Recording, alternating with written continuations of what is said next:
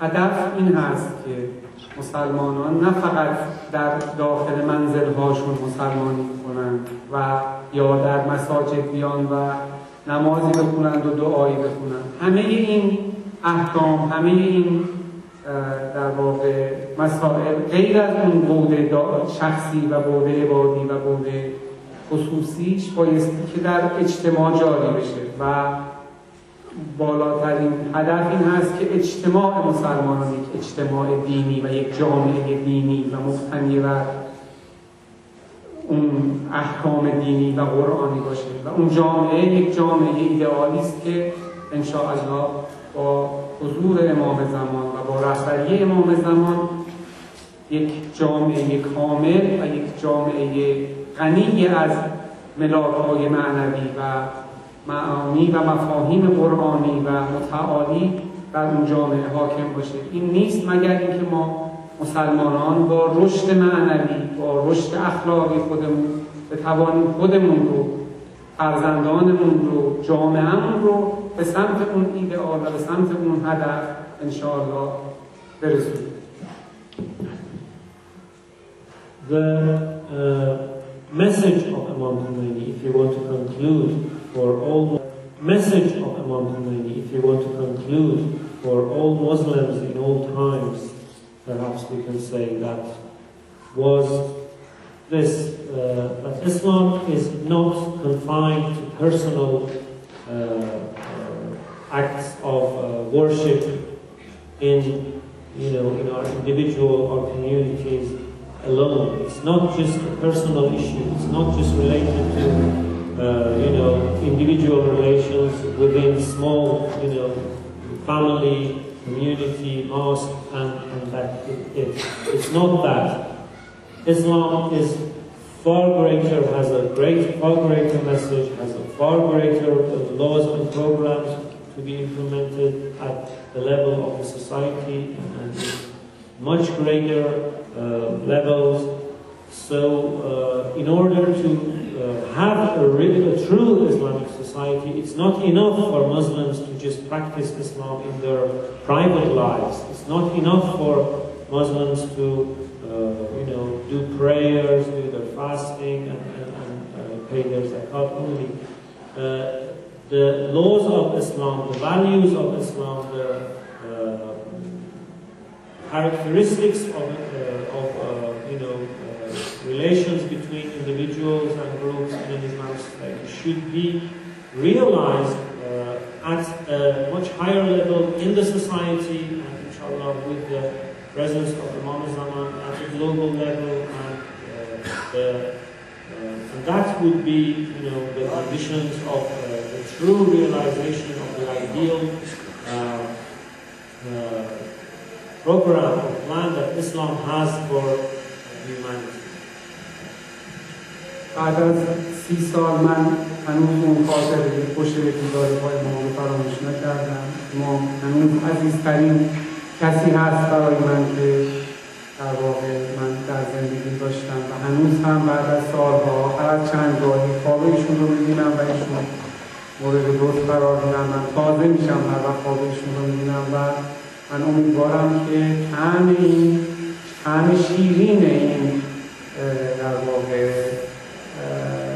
لذت یک چنین دیدار و یک چنین ارتباطی رو همه ما داشته باشیم و هر حال هر جامعه‌ای و هر شخصی میتونه تابع رهبری و تابع یک روح بزرگی، رهبری با روح بزرگی باشه که انشاءالله اون جامعه رو بتونه اداره کنه و ببره جلو. و من امیدوارم، آرزو میکنیم انشاءالله خداوند توفیق بده هم جامعه مسلمین جامعه متحد و جامعه رشید و آگاهی بشه و هم رهبران مسلمین و رهبران شیعیان انشاءالله در موقعیتی قرار بگیرن که بتوانند جامعه رو به این سمت ایدئال‌ها حرکت کنند.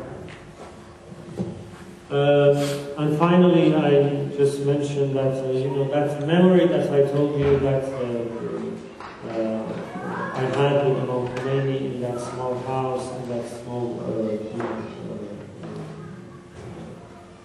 alley in Bonn, is still with me. It's is still a great source of energy for me. I still have dreams of Imam, and I'm grateful to be honored by that presence there and his continued attention. And we hope that with the power of our Islamic ulama, and with the implementation of Islamic values, the message of Imam Khomeini and his hopes and his plans for Islamic societies continues to take place not only in Iran and reach the aims and the ideals which was set by Imam Khomeini, but also in other Islamic nations also. I just want to add something after you. This came to my mind at the moment that it is a really interesting coincidence that in the 20th anniversary of Imam Khomeini's passing away, the President of the United States of America comes to the Middle East in Egypt and gives his very important lecture, well, not lecture, speech about Islam and the United States. And it is very important that it was saying that this is, even in his first inaugural speech, Obama spoke after addressing the US nation, the first nation after the US nation that he mentioned. It wasn't China, it wasn't Russia, it wasn't anywhere else, it was rebuilding relations between the US and the Islamic world. And this session, his speech today, if you saw, I don't know, he went with Hillary Clinton into a mosque in Cairo, and it was nice to see Hillary Clinton with the hijab in the mosque. And they were walking around with Obama, and then they went to Cairo.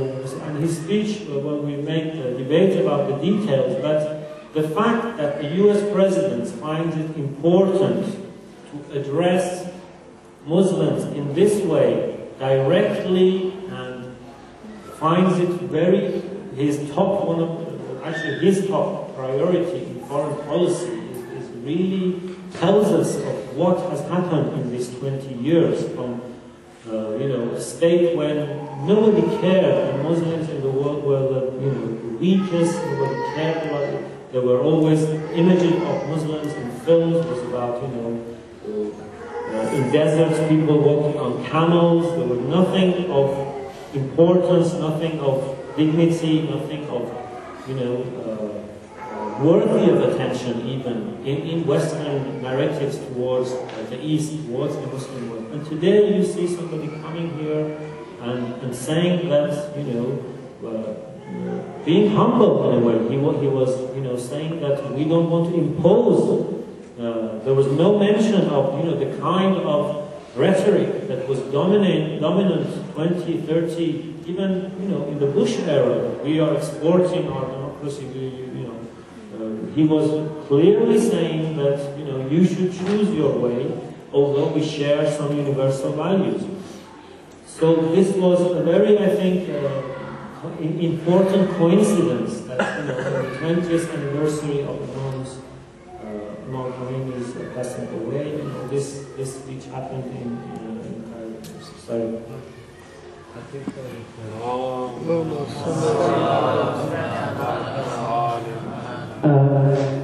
First of all, thank you for very much about this lecture about our Maulana Imam Khomeini. But at the same time, I have actually a question. I have this question or a query from a brother in Iraq.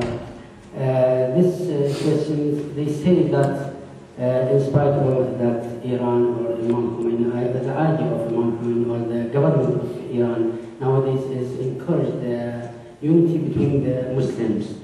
But at the same time, Iran felt high tone or big tone or punishing for the man who killed the second scholar. With this man, I think that you know, that's Abdullah Fayouz, and this tomb in Shiraz. Can you explain this situation about the listener or about to me?